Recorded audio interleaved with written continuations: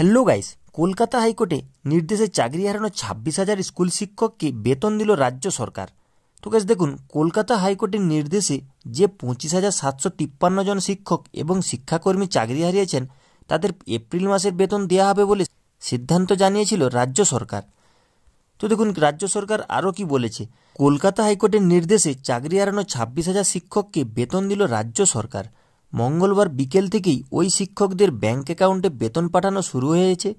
কলকাতা হাইকোর্টের নির্দেশে যে 25,753 জন শিক্ষক এবং শিক্ষাকর্মী চাকরি হারিয়েছেন তাদের এপ্রিল মাসের বেতন দেওয়া হবে বলে সিদ্ধান্ত নিয়েছিল রাজ্য সরকার।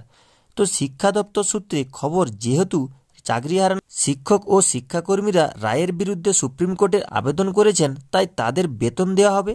সঙ্গে শিক্ষা দপ্তরে যুক্ত ছিল শ্রম আইন অনুসারে যেহেতু ওই শিক্ষক ও শিক্ষাকর্মী কাজ করছেন, তাই তাদের বেতন আইনত প্রাপ্য। তাই যতদিন সুপ্রিম কোর্টে এই মামলা চলবে ততদিন এদের কারো বেতন বন্ধ করা হবে না। চাকরি বাতিলের নির্দেশকে চ্যালেঞ্জ জানিয়ে ইতিমধ্যে সুপ্রিম কোর্টে গিয়েছে রাজ্য সরকার। তো শিক্ষা দপ্তরের পাশাপাশি স্কুল সার্ভিস কমিশন, এসএসসি এবং মধ্যশিক্ষা পর্ষদের তরফেও পৃথকভাবে মামলা করা হয়েছে।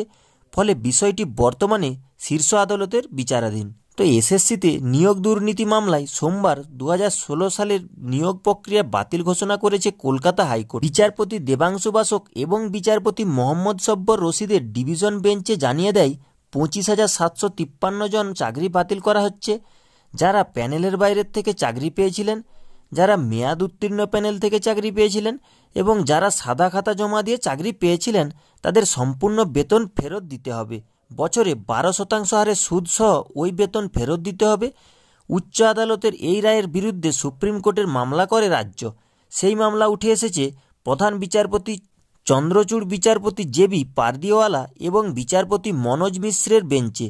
সোমবার ওই মামলার শুনানিতে রাজ্যের আইনজীবী রাকেশ দ্বিবেদী আদালতে বলেন, হাইকোর্ট এমন নির্দেশ দিয়েছে যা কার্যকর করা সম্ভব নয়।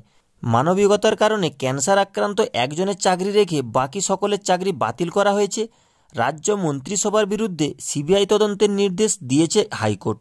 সেই দিক থেকে দেখলে ভোটের সময় পুরো মন্ত্রিসভার সদস্যদের তো জেলে যাওয়ার আশঙ্কা রয়েছে। জবাবে প্রধান বিচারপতি বলেন, প্যানেলে নাম নেই এমন ব্যক্তিদের নিয়োগ করা হয়েছে, এটা তো সম্পূর্ণ জালিয়াতি। তার প্রশ্ন ছিল, মন্ত্রিসভা যখন জেনেছিল যে বেআইনি নিয়োগ হচ্ছে, তারপরেও কেন তারা সুপারনিউমেরারি পোস্ট বাড়তি তৈরি করতে গেল? ও এমআর সিট নষ্ট হয়ে যাওয়া, মিরর ইমেজ না থাকা প্যানেলের বাইরের নিয়োগ, এইসব কি করে ঘটল তা রাজ্যের কাছে জানতে চেয়েছেন প্রধান বিচারপতি। তিনি প্রশ্ন তোলেন, ওএমআর সিটই যেখানে নেই সেখানে কিভাবে যোগ্য এবং অযোগ্যদের বাছাই করা হবে?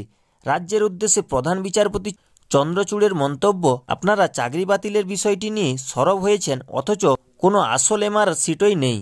কোন তথ্যের ভিত্তিতে যোগ্য এবং অযোগ্যদের বাছাই করেছেন? 25,000 কিন্তু বিশাল সংখ্যা। প্রধান বিচারপতি আরও জানান, পুরো বিষয়টি তারা শুনবেন, তবে মন্ত্রিসভার বিরুদ্ধে সিবিআই তদন্তের যে নির্দেশ উচ্চ আদালত দিয়েছে তাতে স্থগিতাদেশ দিয়েছে সুপ্রিম কোর্ট।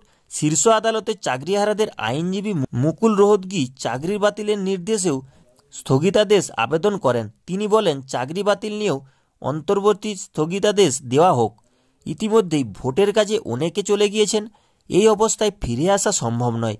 কিন্তু প্রধান বিচারপতি তাতে স্থগিতাদেশ দেননি। তিনি বলেন, আমরা শুধু মন্ত্রিসভা নিয়ে নির্দেশ দিচ্ছি, মন্ত্রিসভার বিরুদ্ধে এখনও কোনো কড়া পদক্ষেপ করতে পারবে না সিবিআই।